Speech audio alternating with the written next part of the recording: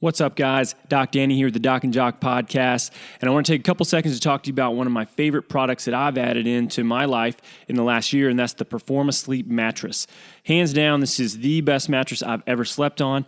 I used to sleep on a steel spring mattress, and I thought it was great. I had it for about 6 or 7 years, and no way did I want to change until I made the switch to the Perform-A-Sleep mattress, and I thought to myself, why didn't I do this years ago? I wake up in the mornings, my back isn't stiff, I feel really rested, I fall asleep really quickly, I sleep really cool, I'm not sweating in the night anymore, my wife sleeps like a rock, I can barely get my dog off the mattress, which I guess is a hindrance in a way, but it also shows how much he likes it. So guys, if you're in the market for a mattress, which you should change your mattress out about every 6 or 7 years, take a look at this one. It's definitely one of those things that you spend a third of your life on this, so you might as well get a good, solid mattress. And this one in particular, geared toward the athletic community. So guys, take a look at performasleep.com. Listen to the podcast we did with John Maxwell if you want some more information, and get your sleep optimized.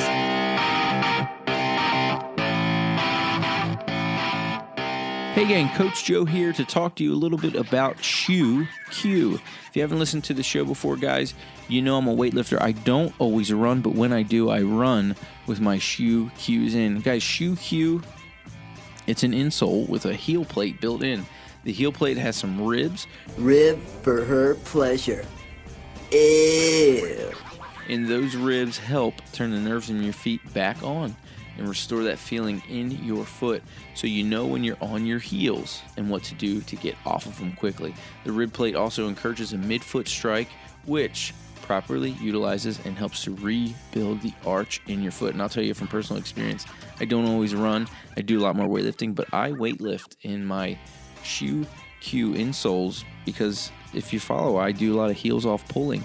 And why am I doing my heels off pulling? Because I'm trying to promote more midfoot activation when I'm breaking that barbell off the floor. I'm trying to be athletic. Guys, if you know anything about foot anatomy, all the goodies are in the front of the foot by the toesies, and in the back is just that fat pad. So wake up that fat pad, get off your fat pad, and figure out how to use that foot by using your Shoe Q today. And while you're there, guys, head over to shoeq.com to learn more. Brian McKenzie with a great video.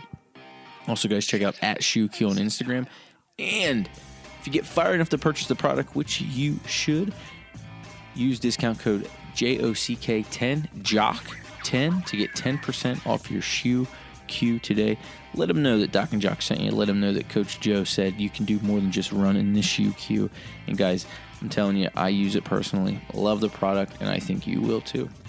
Cheers and best wishes for your midfoot happiness, guys. Take care. What's up, guys? Welcome back, Doc and Jock podcast. Me, Doc Danny. The other guy is Coach Joe, and the other guy is Pat McNamara. So Pat is a retired Army Sergeant Major, 22 years spent in the Special Operations. He's the author of a couple books. So he's got Tactical Application of Practical Shooting and Combat Strength Training, which is what we're going to talk to him about tonight, which is a system to retrofit the combat chassis, which is your body, so that it performs with maximum efficiency at maximum capacity. So Pat, welcome to the podcast. Thanks so much for joining us tonight. Thanks, guys. Appreciate it. Absolutely, man. I've been looking forward to this one for a little while, ever since we linked up with your assistant and got this set up. I've done a good bit of research on you, and Joe has as well. But what I'd like is for our listeners, if you can give them a brief little background on you, your time in the military and what you're doing now, and kind of now that you're out, both with combat strength training and also some of the tactical, the weapons training you're doing. Right on. Well, I like you said, I did 22 years in the military, all special ops time, Army special ops. I was very fortunate in that it was all special ops time. I'm what they call SF baby. So I enlisted right into SF, had to start with infantry basic training to jump school. I got pretty jacked up in jump school. I was what is referred to as a toad jumper. So I towed on the outside of the aircraft. That was over Fryer drop zone. For the listeners out there who went to jump school, they know Fryer well. And and that pulled my bicep into my forearm, broke ribs, dislocated shoulder, concussion. I came out of it and my chute deployed, but that was my first setback in the military. So I recovered in what was that, Martin Army Hospital, Fort Benning, and then finished jump school, went to the Special Forces course, made it by the skin of my teeth because At that point in time, 19 years old, you could cut the gravy physically, but that course requires some kind of a certain level of intellect as well. Made it through that, went to a vanilla SF group, first group, and almost instantly got two of the cool schools, Halo School and Combat Dive School. Combat Dive School, no doubt, guys who have been through it know that it's one of the most physically challenging schools that the entire military has. It's a real smoker. And then I got another SFMOS. So by the time I was 22, I was referred to as what's called the Whiskey 9 with 2 Special Forces MOSs. Then I got recruited by some guy. It was kind of like Will Smith in Men in Black, where he has no fucking idea what's going on. I got recruited by some dude, and I figured, what the hell? It sounds pretty interesting, more than what peacetime Army is doing. And that was I was recruited to set up networks for double agents working out of Berlin, and that was during the mid '80s. So real cool Cold War cloak and dagger shit.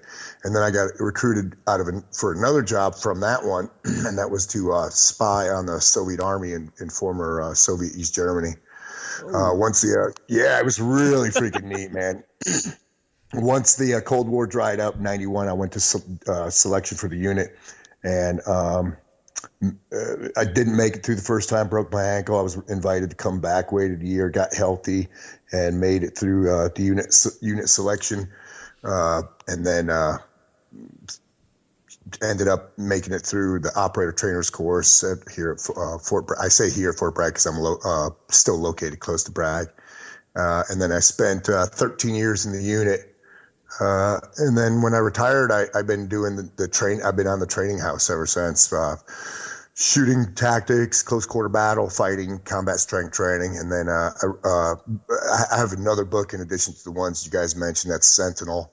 And I run a small school, 2-day school, a Sentinel course as well, in addition to my shooting courses. And the premise of the Sentinel is, one, me, you, if you're a family man or even if you're not, you should be the agent in charge of your own executive protection detail. So it's a chock full of nuggets little book. It's got some combat strength training in it, driving, room to room battle in your home, how to secure your home, a little bit of prep, vehicle preparedness, all that stuff. Unbelievable stuff. Really cool. So, I've been following through some other podcasts you listen to them, and you come across cool names like Jocko Willink, and you hear some of these career soldiers talk about how from jump they knew it was just soldiering is what they were going to do. Was this an early calling for you, and when did you know I'm going big? You sound like a shrink right now. Because I didn't have a calling initially, man. I was a big freaking sissy growing up. Okay. And I had all the oddball hobbies, man. I rode a unicycle to school, and I would bird watch and play the violin and shit like that. And I had an older brother who would torment me. It was really bad. And the first time he went to jail, it's an awesome way to start a book, by the way. The first time my brother went to jail. But the first time he went to jail, I had it was like a year and a half or 2 years, and I was mid-teen level. And I had some mentors in the neighborhood. I delivered their paper to them, and they said, "Hey, man, you got freaking 2 years to get ready for your brother's return, and you're growing right now, and we could toughen you up." It was one of those things. So I really lucked out. And they were ex-military guys as well. And that was, Vietnam era shit. Well, they were Vietnam era shit. And after that, I knew I had to, it was from then on that I knew I wanted to join the military. When I went to the recruiters, I hit all of them up, and I pinged all of them. My dad wanted me to be the officer. He wanted, he was thinking the Air Force Academy or West Point or something like that. And I don't have the intellect for that, man. I don't have the mental capacity for that, or I can't sit in a seat for that long and study.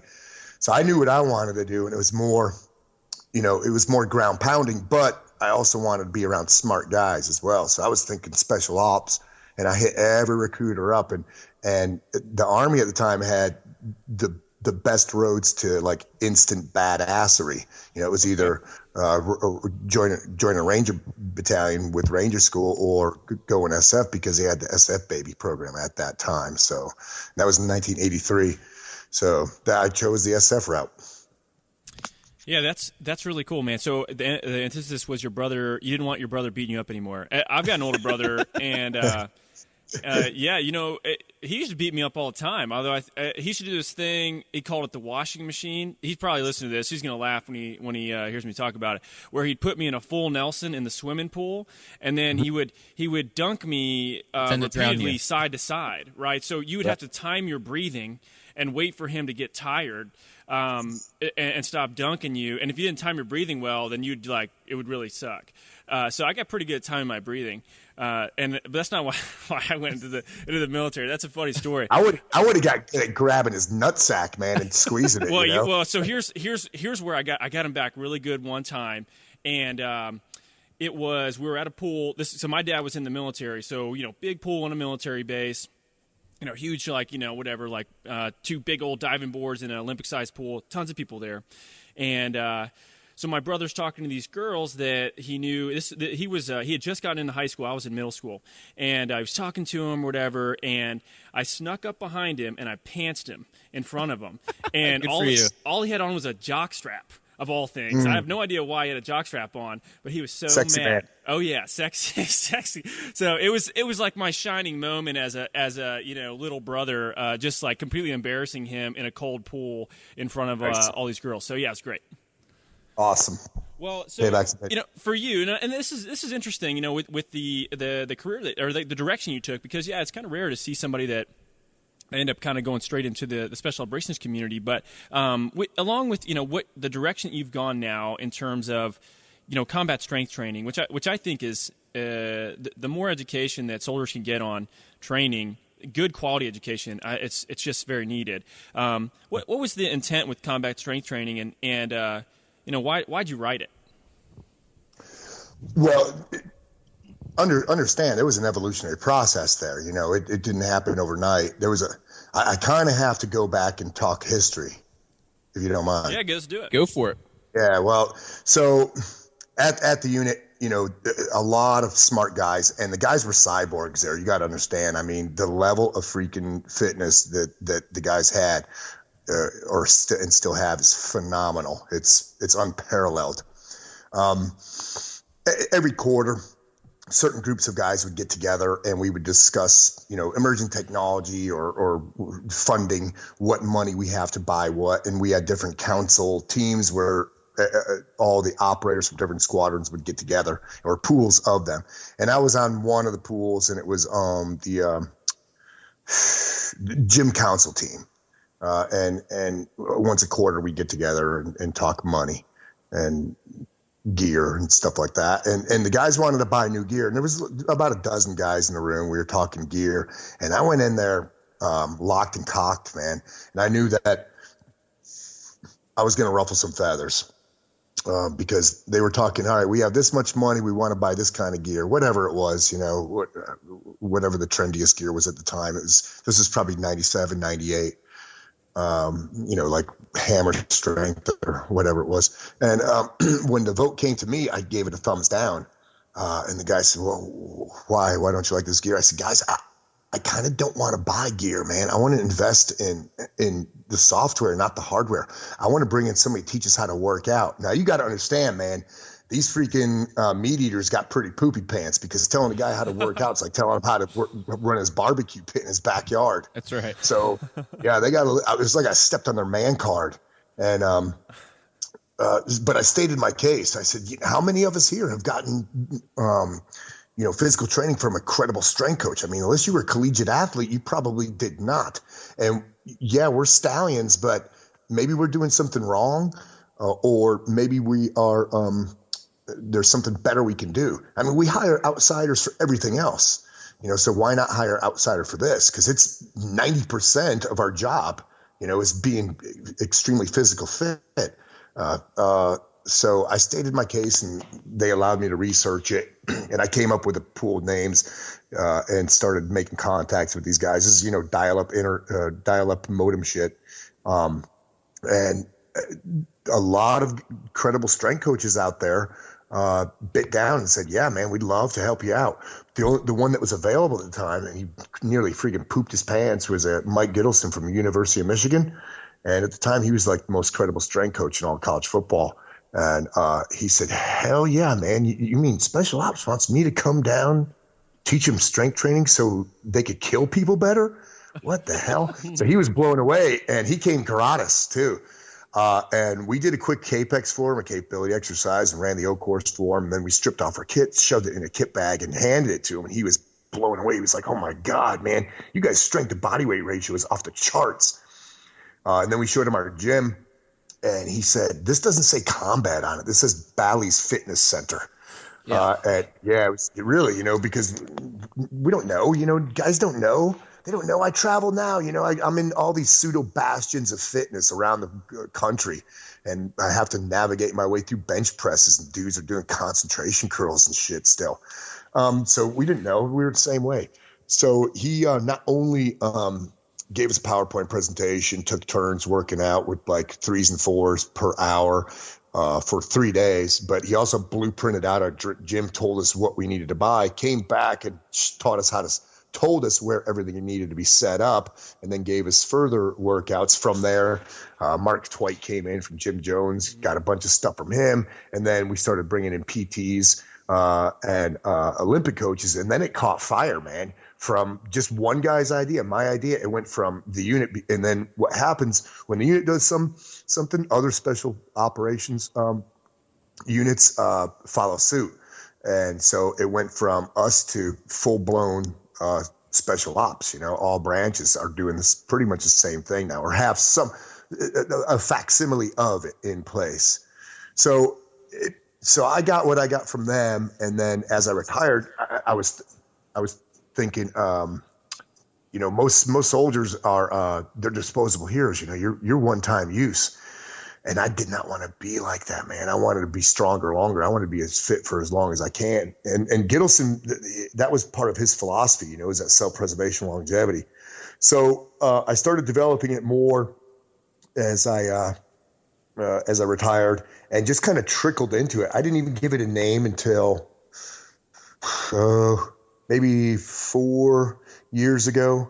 I gave it a name, and then started researching more, started putting notes together, and then started writing articles for like Recoil magazine and such. And then got with Mark Neidick, who helps basically freaking does a lot of he does most of all the legwork on it. I help him with content and stuff, and then started running courses locally, and then the local courses ended up being farmed out too. Guys wanted them in, Washington State, Kansas, Oklahoma, Texas, wherever, California. I've done a bunch of them mobile. Not as easy because I don't have my stuff, and I end up going to the guys' gyms, and they're just pieces of crap with antiquated shit in them. It's all they're working off an anachronism, basically, their methodology and their equipment. So it's evolved, and it still is evolving, but it's in a good place right now. It's interesting what you say about, I'm looking at the website, listen to what you're saying. You're talking about, 90% of the job is how you use the body and this combat chassis, and, the level of fitness in these special operations units. You hear multiple stories from, people coming out of the SEAL community and other special ops groups. But my question is, why is it expected in this community, or this specific community in the military, that the fitness level be so high and you're on point? However, that's not common throughout. I don't want to put anyone in my family who works in the military out there like this, but she's constantly talking about soldiers not being in shape. And I want to know why just in the special forces community is it expected, and why isn't it trickling down for everybody? It's a crucial component of the job. I mean, crucial. Yeah. When you're manhandling, so literally handling bad men, when you got to punch their mouth loose, when you got to pin them to the floor, when you've got to climb your weight and your equipment up a building and hoist your teammates, when you hit a dry hole and the actual target is maybe a half mile away and you've got to scale 7 walls to get to it in full kit.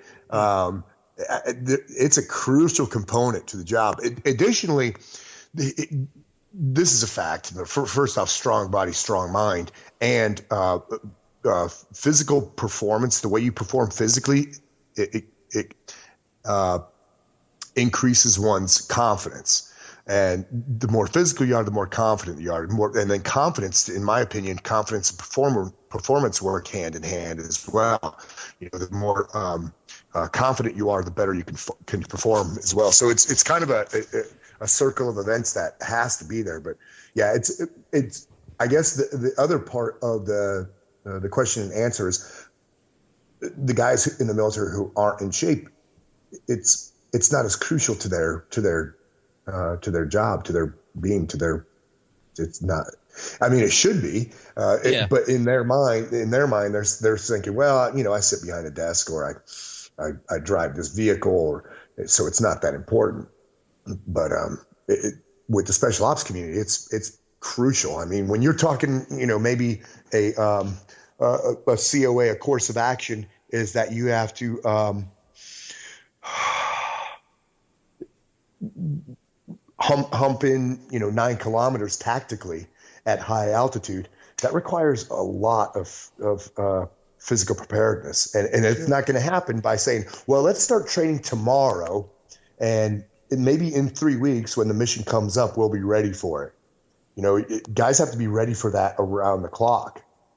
So when those missions come up that require with courses of action that require extreme physical fitness, they're ready for it. They can't just assume that maybe this is going to happen, and when it does, I'll have enough time to get in shape. Because how long does it take to get in shape? 6 months, a year, 2 years? Well, I would say to some degree it would almost be a lifetime pursuit, right? I mean, if you think about what you do in the special operations community, are you really ever in the perfect shape? I mean, you can always be a little better, right? Absolutely. Your gear could always be set up better. You could always be in better shape. You could always be smarter. So, one of the things I talk about in CST is those incremental improvements. And I tell guys who are in, let's say, poor shape, or they don't know where to start, I say, hey, man, just think of it this way. If you cloned yourself yesterday, can you kick your clone's ass tomorrow? All you need to do is make an incremental improvement, man. Whether that's better balance, a little bit faster, maybe a little keener, maybe better hand and eye coordination. Just make an incremental improvement, man. Maybe give up that bag of chips one night a week. So yeah, absolutely. It's a lifelong pursuit, and it has to be. It comes to a point where the guys who are active. And some guys don't reach this point, but it becomes habitual. And that's the point.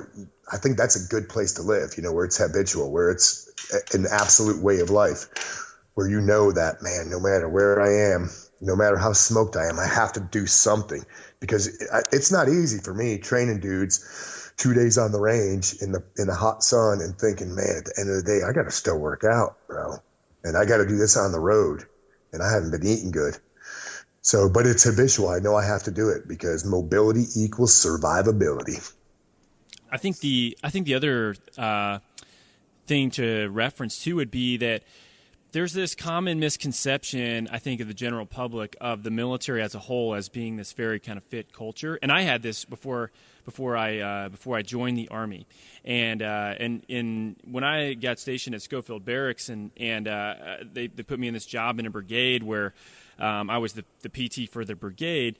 I remember vividly going to the PX, or not the exchange, which is like the little like shopette area, and it was after PT one morning, and I was going over there to grab a protein shake, just like a ready to drink deal thing for breakfast, as I had some patients coming in right after that, and I'm standing in line, this huge line, and I'm in the back line. I'm looking at everybody in front of me, and the overwhelmingly average food choice was a honey bun, a can of Skol, and a Monster Energy drink. And I thought to myself, man, I got an uphill battle here, because it's not like these guys are putting they're putting diesel fuel in a jet and not rocket fuel. So there's a bell curve, right? So the end of the bell curve that you were on is the kind of upper echelon.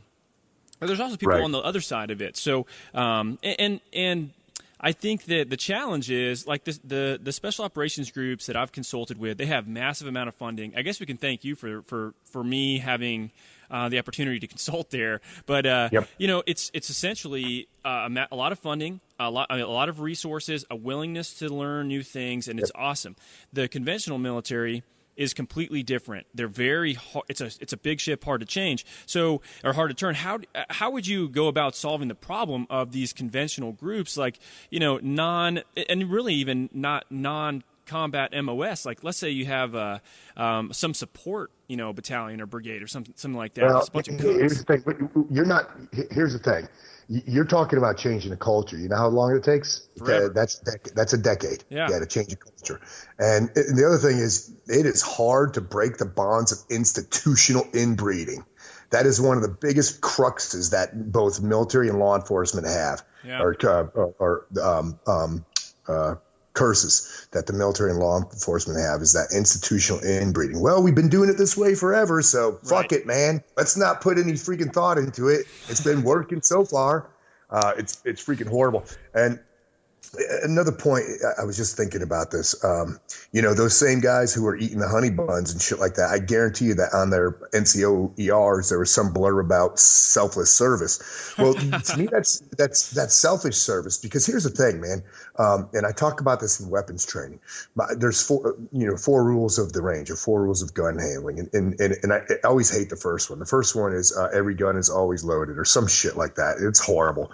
So I have a different one, and mine is, you, the gun handler, have to understand the status of your weapon system at all times, because in a gunfight, that gun doesn't belong to you. It belongs to the person you are protecting, or the guy who 6 you are covering. And if your shit isn't up and running, you're not just fucking yourself, you're fucking him. So the same thing goes with physical fitness. If your shit, because your human weapon, your combat chassis, if it's not, if you don't know the status of it, if you can't burn down a freaking half a mile, if you can't pull yourself over a wall, if you can't pull somebody out of a burning fire, that's selfish, man. Because military, we're talking team shit, and you never know, even if you're in a support type of job, when it's going to matter. So yeah, it kind of chaps my ass too. It really freaking pisses me off, but changing the culture is freaking tough. And I get asked that all the time. How would you go about changing that? I said, well, I don't know. Put me in front of a group of senior NCOs and junior officers, and let me freaking talk for an hour. There's a start. So interesting. So I was, we're talking about law enforcement and tactical, special ops guys, and it's interesting. I was at a barbecue, and my friend's brother is a high up in the Baltimore City Police, and he, he's in a group that, he's busting doors down, and he's in the shit a lot. And he was talking about his first time walking into the training. He got bumped up, and he's like, finally, I'm in the right room, right? I'm looking around, guys are in shape. These guys, I'm finally the average of myself with people. So even within that group, when you guys are training in your special forces group, just talk to us about what those sessions are like. Even when you are in range, and I understand you guys have to. It's funny. Go for it.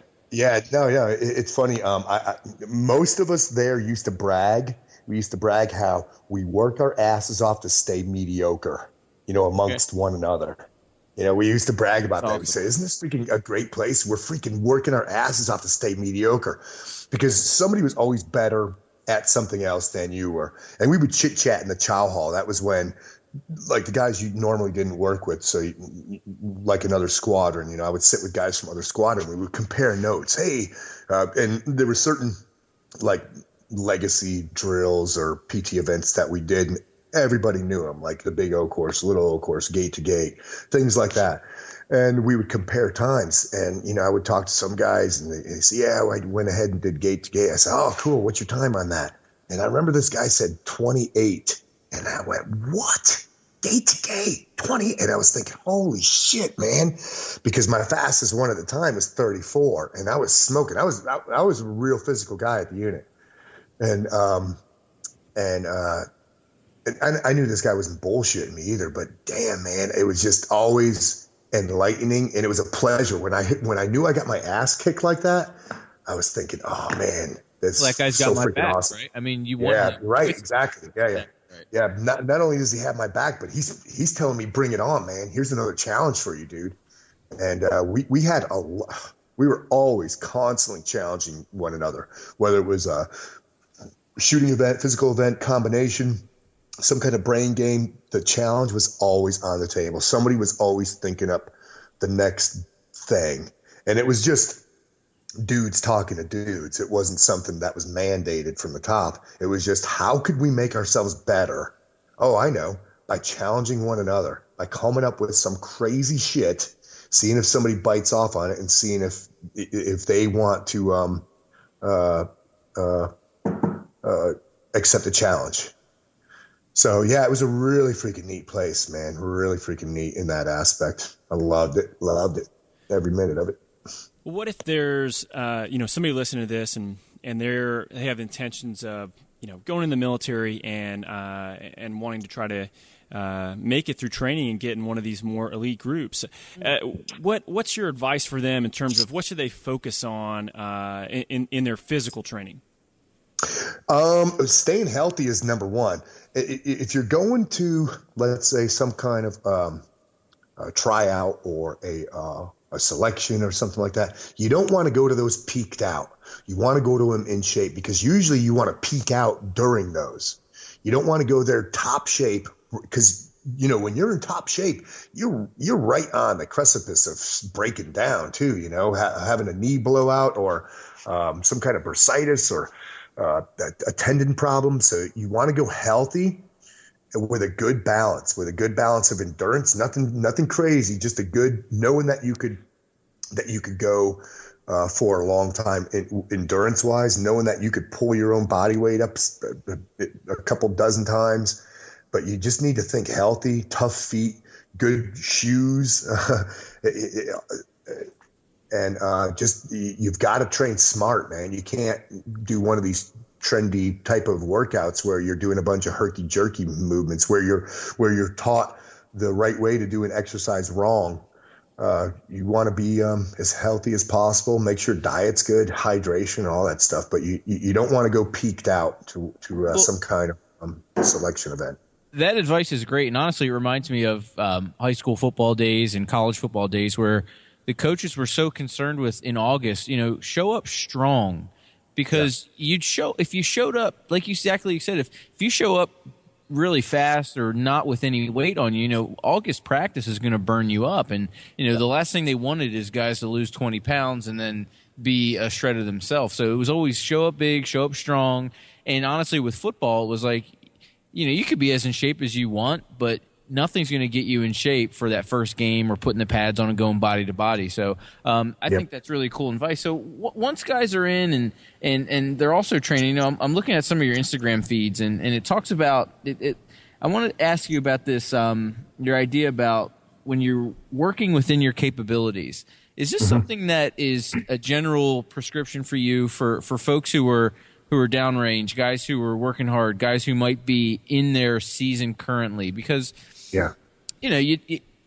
have to be ready to play, right? So talk to us about this concept of working within your capabilities. Well, the thing is, you see how I draw that analogy with the body and the combat chassis. Some of that's just subliminal manipulation. You want to think as your body as a combat chassis. Right now, already I'm getting fired up thinking about, oh yeah, I am a combat chassis. My brain is the command center, that kind of thing. Yeah. But the thing is, our combat chassis are all different, man. Some of us are Ford Pinos, some of us are Jeep Wranglers, some of us are 77 Impalas and old right muscle now, cars. I'm a Chrysler Town and Country. A minivan. I got 3 kids. I actually call it the Torture and Conquer, but I'm hanging in there. I'm doing my thing. Right on. Right, Chrysler Town and Country. Yeah, it's nice. But the thing is, we all perform differently, and performance is measured by doing what we can with what we have. Yeah. So there's a skill set disparity out there. I can't expect at 210 pounds to run like a guy who's 150 to sustain some kind of distance running. I get that, man. So I'm going to work within my capability. I know that I could sprint my freaking ass off. I could run like a scalded ape, but I'm not going to be able to, run 6 minute 10 miles. No freaking way. And I'm never going to be able to do that.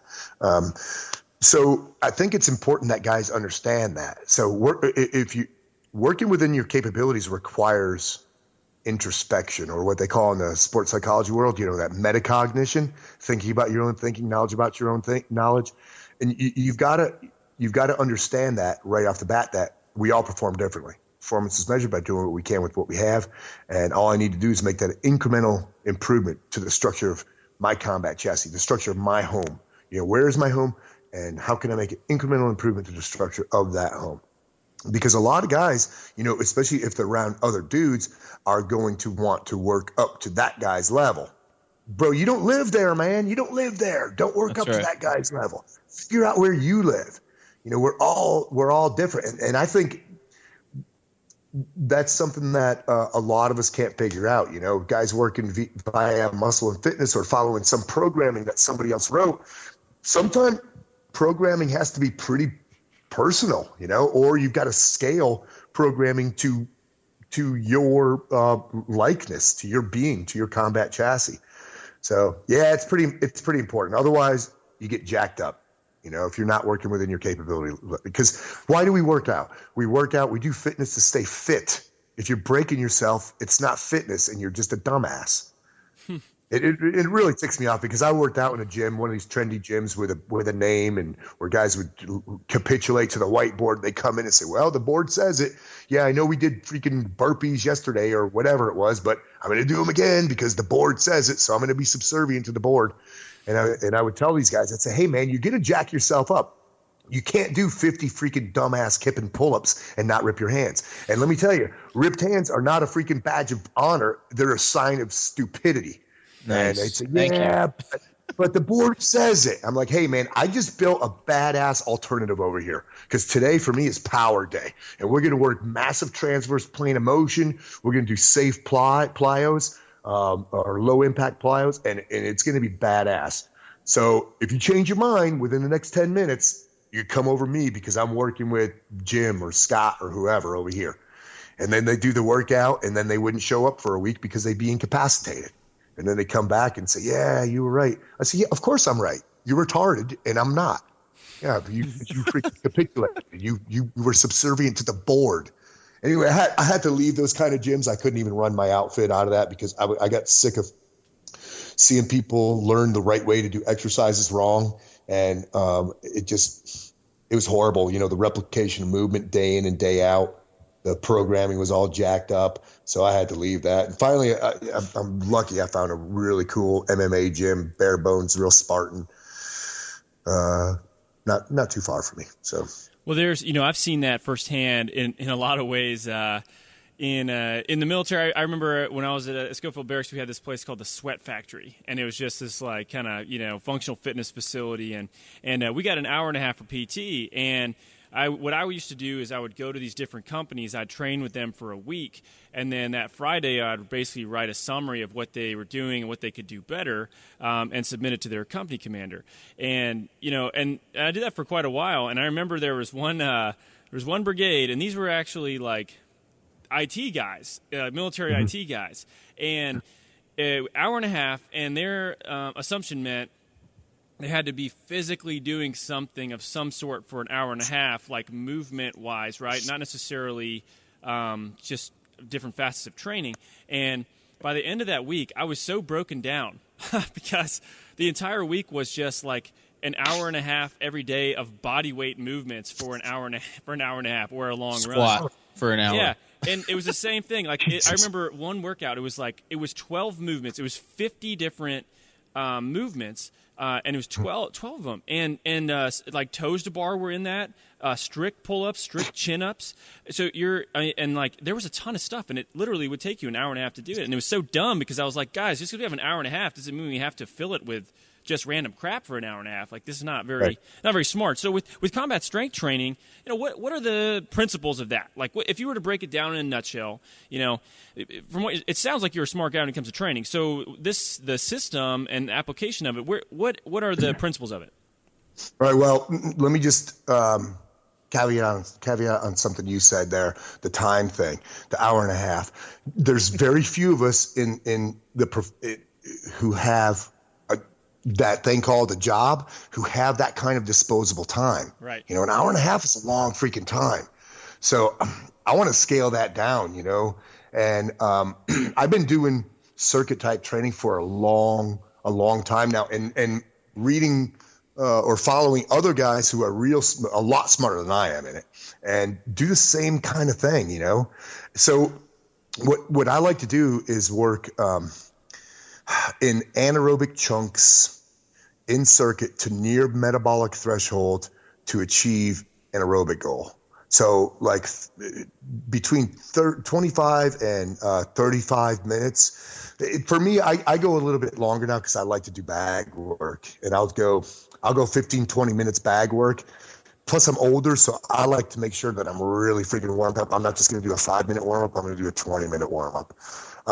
And then the work week is broken down into a power day. So you got to get that good rate of force production power day, and then a strength day, and then a speed and quickness day, and a hypertrophy day. And if I have 5 days, which I rarely do, but if I've got that fifth day is skills day. So functional balance and bilateral stabilization, that kind of stuff. If I don't have that 5th day, then I'll squeak in the functional balance and the bilateral stabilization drills on one of the days, like a strength day, for instance. So each one of those days, whether it's power day, strength day, we work in those anaerobic chunks in circuit to near metabolic threshold to achieve an aerobic goal. And there's some, you have to be pretty creative. So, you know, you've got to pick the right exercises, the right amount of pulls and pushes, the uppers and lowers. And we want to make sure that we're working exercises that are compound movements too, because man, working shit in isolation is virtually an anachronism. When I see guys work in isolation, they're one of 3 guys. They're either a bodybuilder, which is required for that sport. It's necessary. And I respect bodybuilders because I think it's a pretty cool sport. So they have to work in isolation. It's not, but the thing is, it's not healthy because our muscles are not designed to work in isolation. So they're one of 3 people. They're either a bodybuilder, or let's say they're recovering from surgery, atrophy, and it's physical therapy. So they have to work in isolation. The 3rd guy, no fucking idea what he's doing. That's the 3rd guy. That's the 3rd guy who's working in isolation. So that's when I go to these pseudo bastions of fitness, like Law Fitness, you know, while I'm on the road. And I'm navigating through my way through oceans of bench presses and guys doing concentration curls. I just go to the dumbbell rack, and I got a thing I do at the dumbbell rack, and it takes me pretty much no time. I'm in and out of the gym, in about 15 or 20 minutes because I can't stand it in those places.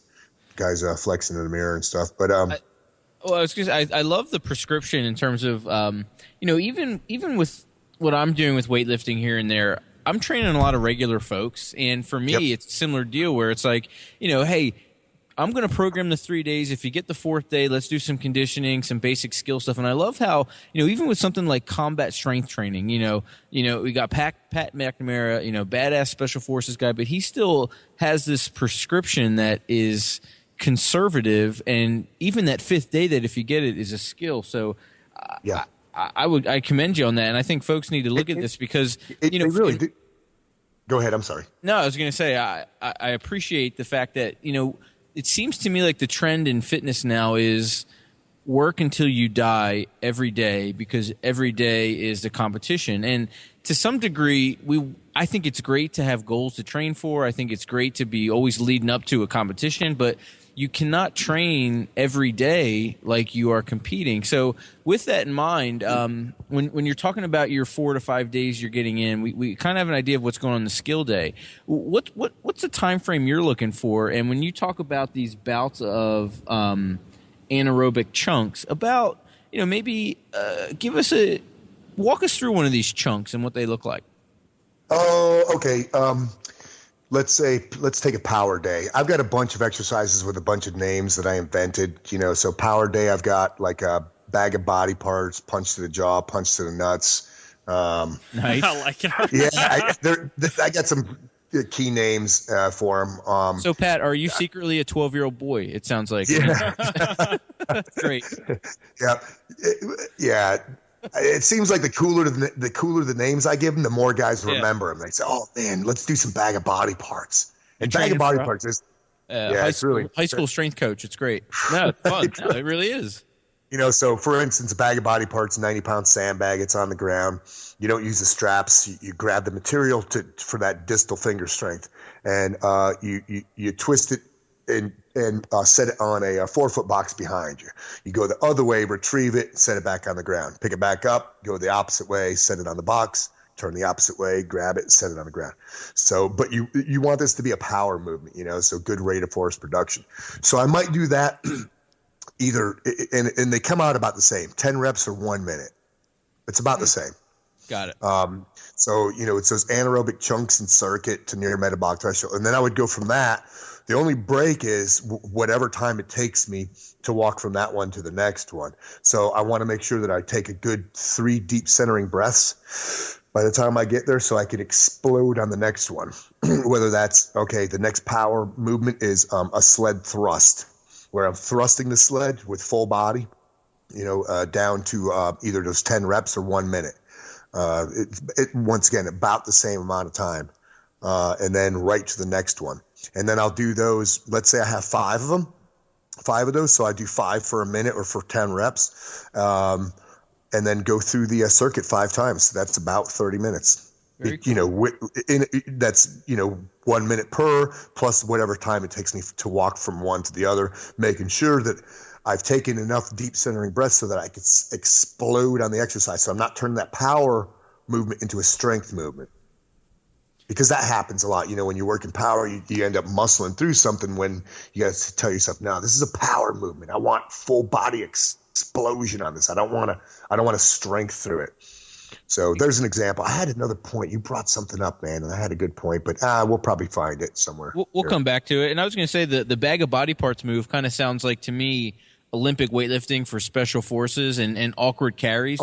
There's different programs. Yeah, there's different programs like, CrossFit Football, and John Welborn's a smart guy who will program like field strength stuff. How important are those awkward carries and awkward movements? And like you said, you're obviously, I wouldn't say inventing exercises, but you are to some degree. But it seems to me like your exercises are kind of mimicking things that you probably had to do on the job.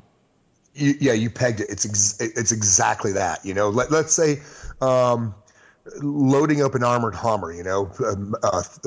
Handing up a 50 cal, an M2HB to the top gunner. I mean, that's a power movement, and there's some transverse plane of motion there, and it's heavier on one end than it is on the other. So you got that bilateral stabilization there too. And a lot of guys can't lift an M2HB to a top gunner on a armored Hummer, just because, they got no friggin' power and they've been doing bench press their entire life. Now, the other thing I wanted to say is, because I replicate those movements, replicate real world movements, and I like to say that we can't bench press our way out of a burning building, nor have I been in any situation in any part of the world, in any bad situation, and said to myself, you know what? Damn, I wish I did more bench press. But there's been a lot of other things, like sprinting or jumping or pulling, where I was like, man, I'm recognizing a void here. So what CST is a recipe for, I like to tell guys this because it resonates. Kind of like if you cloned yourself yesterday, can you kick your clone's ass tomorrow? This one resonates as well too, is that CST is a recipe for saving your life, saving somebody else's life, or kicking somebody's ass. And those are important in life, You might not have to kick somebody's ass every day or save somebody's life or your own every day, but when the shit does happen, man, we want to be ready for it. And power lives in the transverse plane, especially punching somebody's mouth loose, throwing somebody to the ground, saving your kid, pulling them from a car. By the way, I want to interrupt you. It's not enough to. I love how it's not enough to just punch someone in the mouth, but it's to punch them in the mouth loose. Punch them. I love it. The extra step is unbelievable. I am.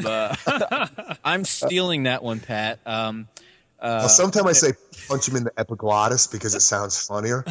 I punch him in the mouth loose. That's epic. I'm on board. I'm fired up.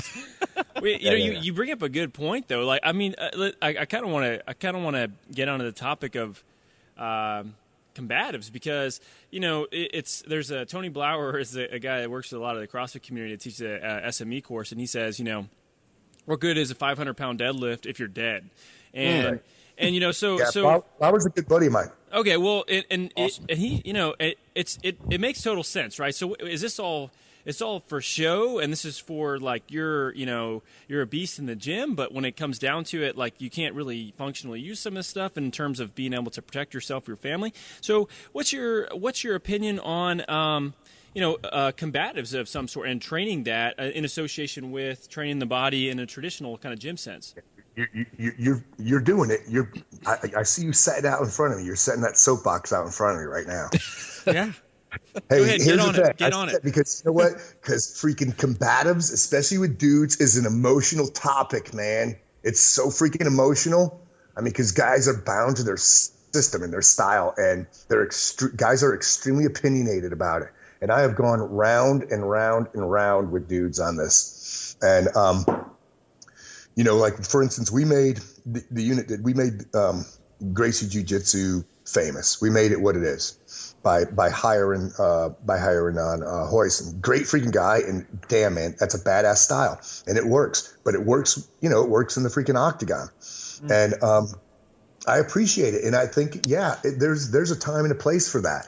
And jiu-jitsu guys will say, there's two guys who say, you may have heard this, and I hate this saying, 90% of street fights end up on the ground or something like that. There's two guys who say this. They're ground fighters, and they're good at it, or it's guys who can't fight.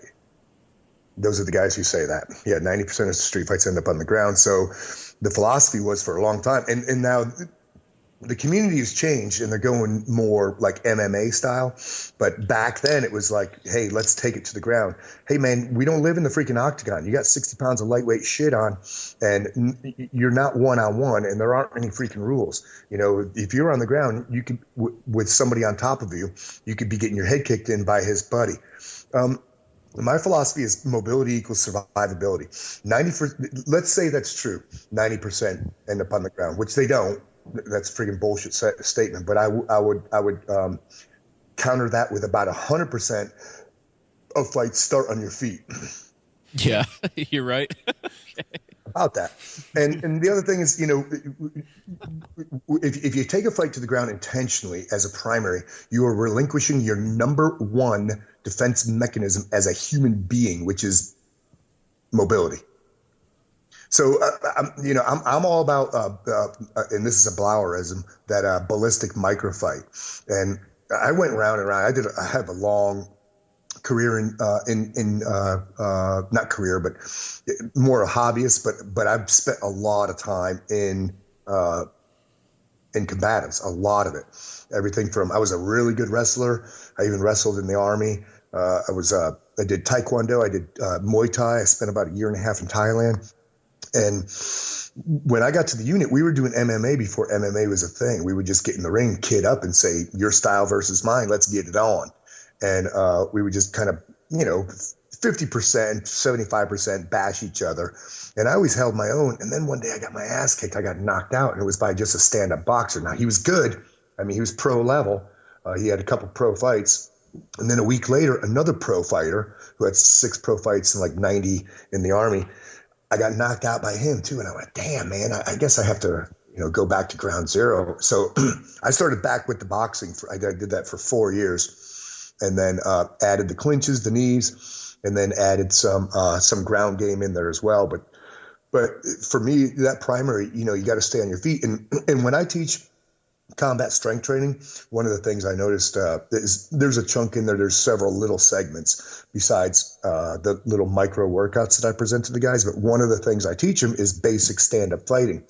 And it always blows my mind on how few guys can throw a 1 and a 2 and then lateral move.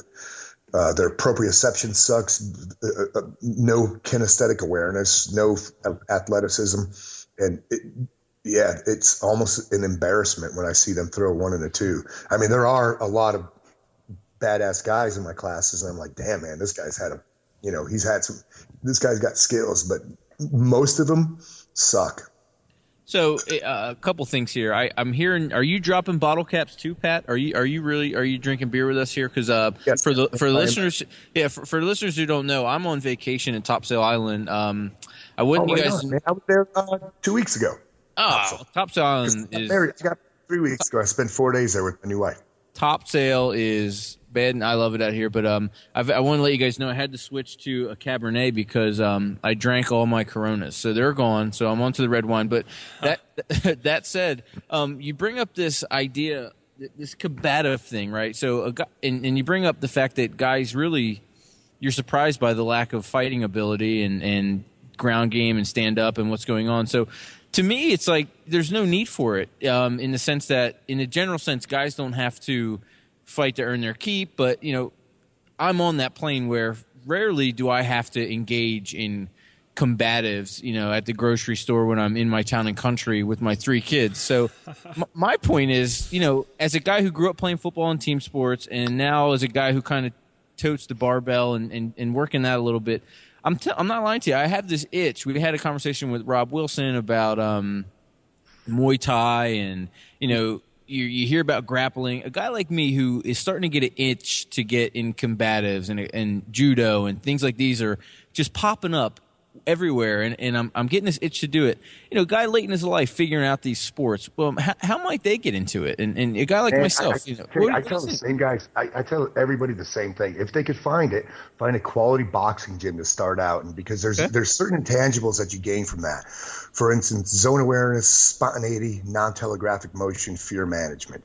And if you got a good freaking coach, he could come down to your level.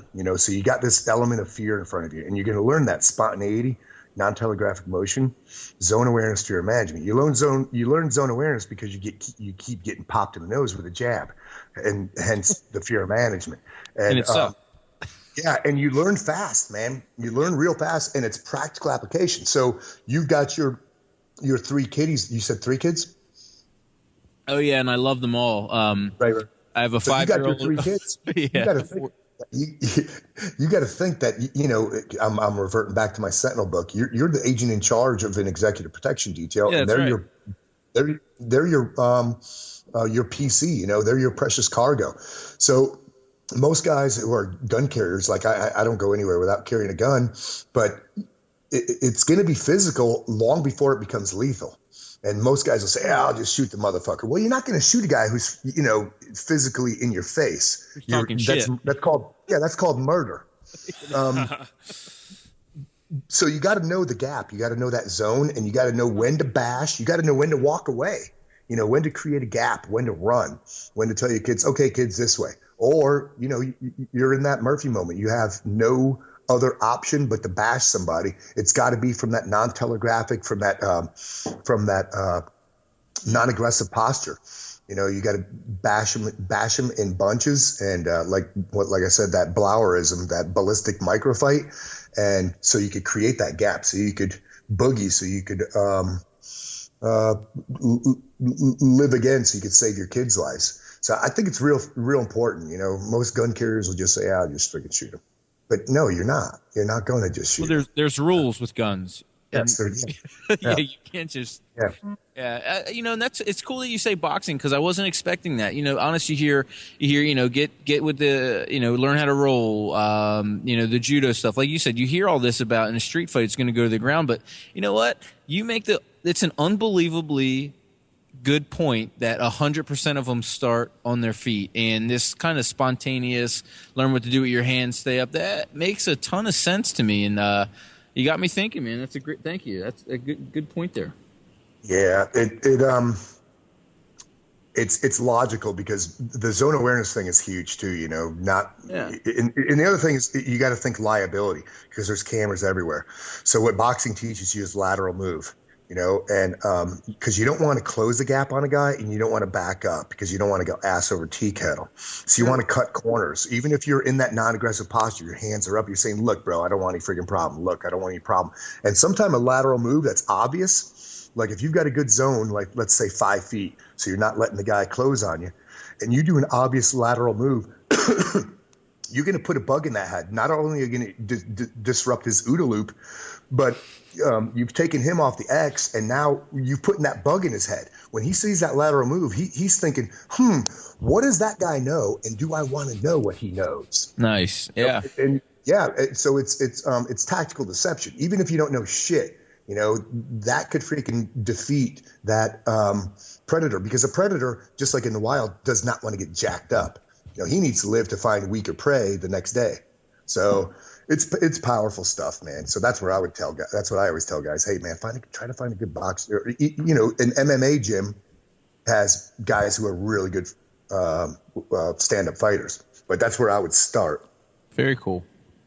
Yeah, it's fun. I mean, I've been looking, same Joe. I don't know if it's just our age and we're, people are like starting to try to punk us out or something like that. But I've been doing the same thing, man. And I've been thinking about it as well. And boxing is not the first thing that I've been looking at. I've actually been looking for a good jiu-jitsu gym around here to get back into. Pat brings up a great point. Oh, great point. I never thought about it, but no, it's the precious cargo. It's the kids. It's having a primary. For one. My wife, she was airborne. She can take care of herself. She's pretty tough. In fact, Pat, you'll laugh at this. My wife, there's a joke in the house. If my wife gets my back, lights out. She's a bad bitch, and she'll choke me out, right, which is cool, and I like that. But the fact is, you got these kids, you got these little innocents running around, and all of a sudden you realize that what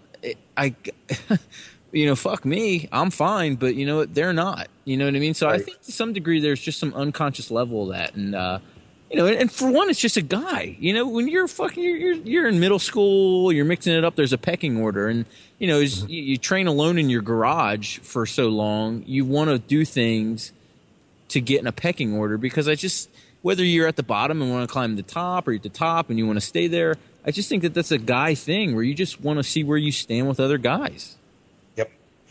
Mm-hmm. Yeah, it is. And the thing is, you don't even need to be good. You don't need to be super good, like, once again, protecting your kids. You just need to know something a little bit better than that guy in front of you. That's it. And a lot of times those guys, they don't know shit. They may be imposing by stature or size or attitude, but sometimes they don't know freaking jack, so... Well, I need to learn lateral movement because my town and country probably will intimidate nobody. It's the guy in the minivan you got to watch out for. Yeah, maybe. It's the truth, man. But I see it with my kids. You know what I mean? Like, I just think that. I'm by no means a dangerous person. I've had 2 weeks of combatives training, formal combatives training in the Army, and every occasionally on a Wednesday we would do something.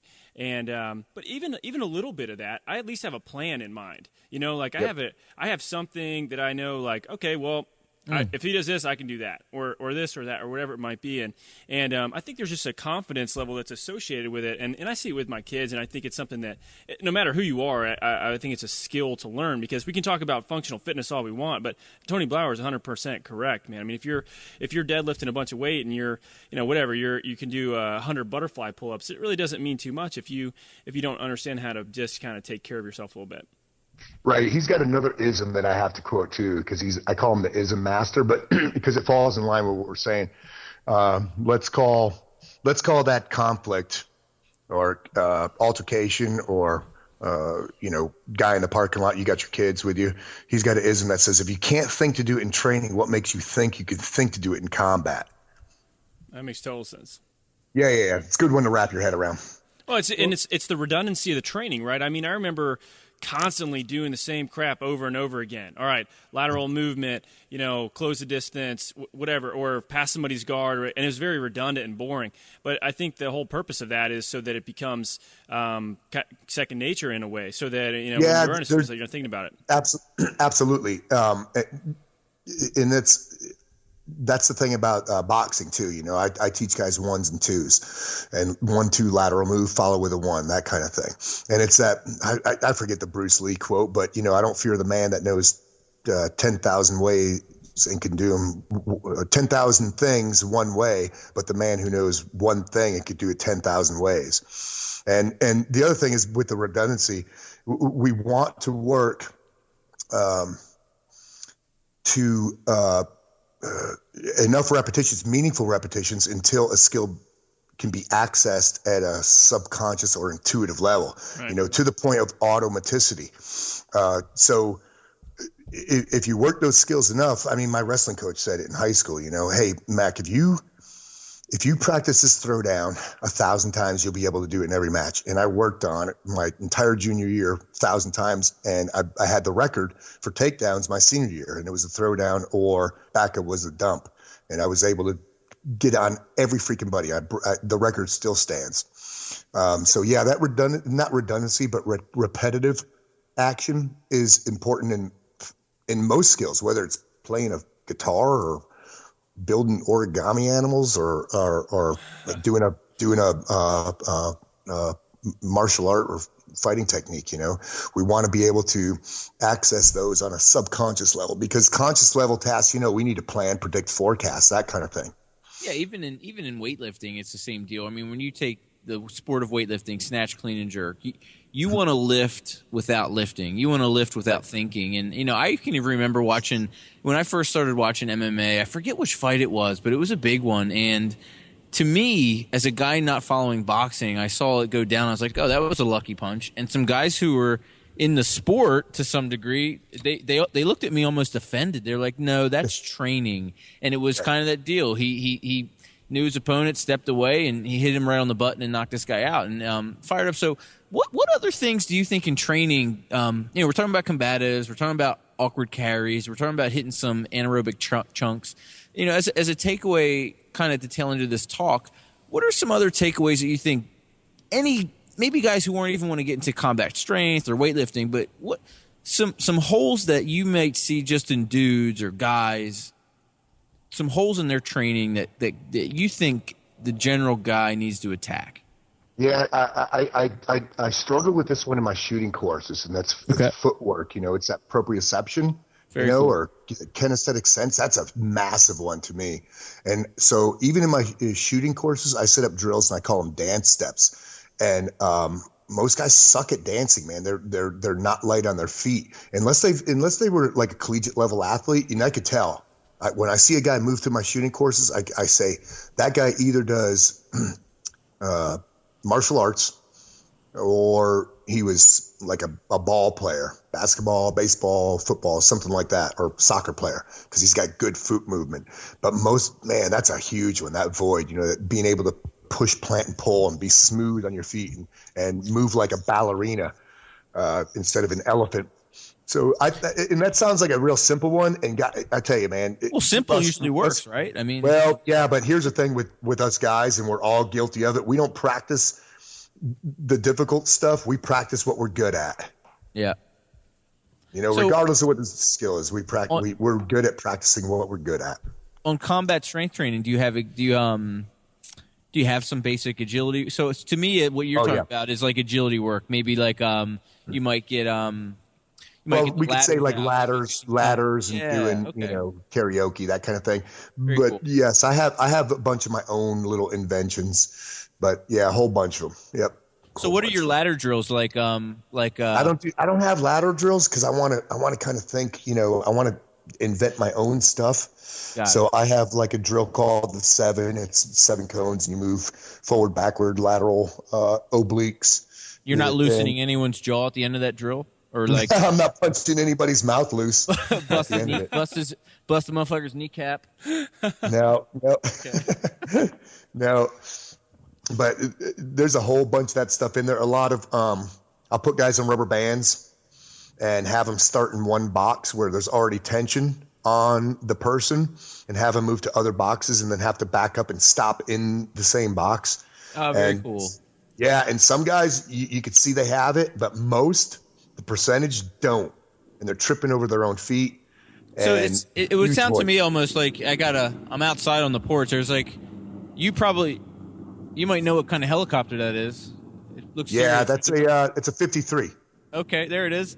But it almost sounds to me like in general you're talking about guys need to get like general athleticism. It's just not there anymore if they haven't trained it. Okay. No, guys are still training via like muscle and fitness, man. They're still doing bodybuilder stuff, from what I see. Now we have come a lot. We've come a lot further than, in the past 2 decades. guys are getting more savvy to it and mixing it up, and kudos, even if they're doing CrossFit and stuff like that, kudos, they're doing something different than doing bodybuilder stuff. And at least they're getting strong. And to me, it seems like they're at least getting strong too, right? It's just, it might be a little displaced, but strength, at least strength seems to be on the table. But the athleticism seems to be missing too. It's funny, you see a CrossFitter, you see, even sometimes I would see in the wrestling community, you'd throw a basketball in their hand and it would be like, oh shit, this is going to be a problem. And then again, we've had this on the podcast where you put the softball in a CrossFitter's hand and you're like, oh shit, we got a problem. So I think and do you think folks can get that by maybe just playing sports a little bit, or maybe outside of Absolutely, or just incorporating. I incorporate ball work at the gym, with got it, lacrosse balls where I instead of juggling in the air, you juggle on the ground, so you're bouncing them and juggle, and then throwing both righty and lefty to get that bilateral work in there.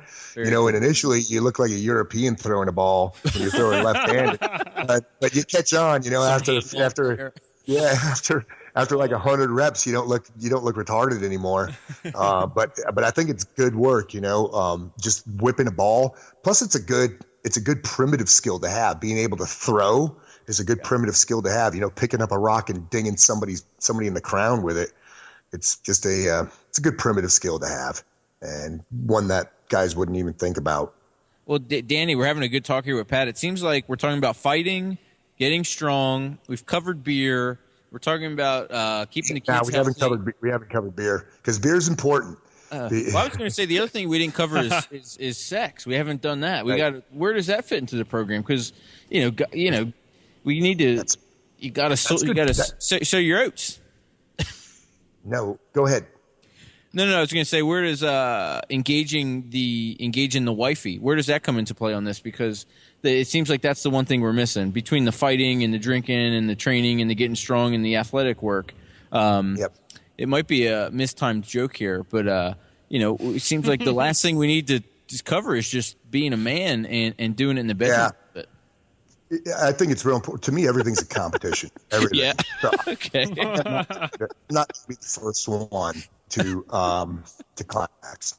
No freaking way. It's all competition. And it's got to last longer. You can't be a freaking minute man. I mean, come on. You got to give it your all, man. Yeah. I think that's good man work there. Giving it your all and making sure that she is tuned up large. Very good. Well, this is good, man. We've kind of had similar just delving into different topics with guests, and some of them turn out to just like how to not be a pussy, and that's right. And it's funny. We see this from time to time now with some of the guests we talk to, and like we had one guy on, Zach Evanesh, and he was like, what? When I cut my grass, I put ankle weights on, and he's like, I wear like a sweatsuit and put ankle weights on because I want to make it hard. I want to feel like I'm doing like hard manual labor, and I get that. It's, a sense of accomplishment and doing something challenging. So it's been a fun conversation, man. We'll have to get you back on for another one, and I don't want just respect for your time. I want to give you an opportunity to give everybody an idea of where they can reach out to you, because you got some really cool weapons courses. You got the cool combat strength training course, and you're traveling around doing this stuff. So where can they find out more about doing some work with you if they're interested in doing that? Well, I have a lot of my work is open enrollment, so I have a promoter, and they're Alias Training, and that's alias.com. Okay. So guys could find out, where I'm going to train and what the courses are, and most of those courses are shooting courses. And then I've got the combat strength training webpage, www.combatstrengthtraining.com, and then I keep up on Instagram pretty well to let guys know what's happening, and I have my own, and that's T-Max, or at T-Max Inc. And then we have the at Combat Strength Training Instagram as well. That's my most active social media site, just because it's instant and it's fast for me. True.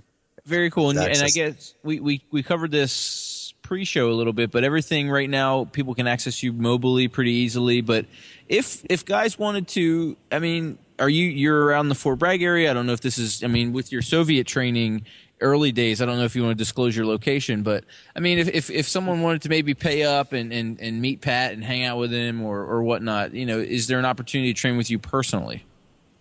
Yeah, you know what? Every once in a while there is. It depends on my calendar. I'm task saturated, man. I have Awesome. Very good. I have very limited time on my hands, but there's always a chance, especially if it's local. If it's local, and if a guy's in town, I've done it plenty. I've had guys write me, "Hey, I'm so and so from New York. I'm going to be in your area. Can I work out with you for one day?" And I go, "Yeah, man. You meet me." It's funny you say that because I'm from New York. I might have to. Yep. Well, I'm not from New York, but I live up there now. But no, it's just you're one of those guys that just seems like a cool guy to just even get together with. And like you said, we're doing it tonight and having a beer and shooting the shit. But we brought it up. Who did we bring it up with, Danny? Chris Duffin discussed this a little bit. This bastardization of men, where it's almost not cool to be a guy anymore. But it's cool to talk about loosening your jaw and rolling around and getting beat by other guys. And I think. I could talk about that that could be a whole nother podcast because I could go on and on about that. Brother. We'll do it. We'll have to schedule this up. But seriously, it's just to me, it's I want my son to just be who he is, and part of that should be fucking around and being an asshole and getting a little bit of trouble and getting a bloody nose, and I think that's okay. It's okay to do some of those things. I call that creative mischief, There instead it is. of destructive mischief. Yeah, creative mischief. Very you got to think about it. I want to be mischievous, but I know that there could be consequences. Can I go to jail for it? Can I hurt somebody? Am I going to damage something that I can't pay for? And if all those blocks check no, fuck it, man. Why not? Let's do it. That's right. Fired up. Well, I'm glad you jumped on board with us tonight, Pat. This was a fun chat. You're on the radar. Followed you on the Instagram account, guys. I checked it up. Listeners, I checked this thing out. Pat's one of those guys. Danny, we say if you have a body, you're an athlete, but Pat, you're calling it a combative chassis. What was the term you used for the body again? Combat chassis. Combat chassis. So Danny, if you have a combat chassis, you're an athlete? Is that what I was just saying? Yeah, maybe. Yeah, that's right. What's up, guys? Doc Danny here with the Doc and Jock podcast. And when you get a chance, head over to mobilitywod.com. You can get 2 free months of programming and subscription to Mobility Wad Pro by using the code Doc and Jock when you sign up for a yearly subscription. This is a pretty cool service. They've got daily mobility wads that are programmed. They have case studies where they look at specific issues like, hey, maybe why you're having shoulder pain and how to deal with that. They even have webinars in specific areas like the lower back or the ankle. This is a super helpful resource for yourself if you're an athlete, or if you're a coach, you can't go wrong with this. Save 2 months, use the code Doc and Jock, no spaces, and enjoy the information.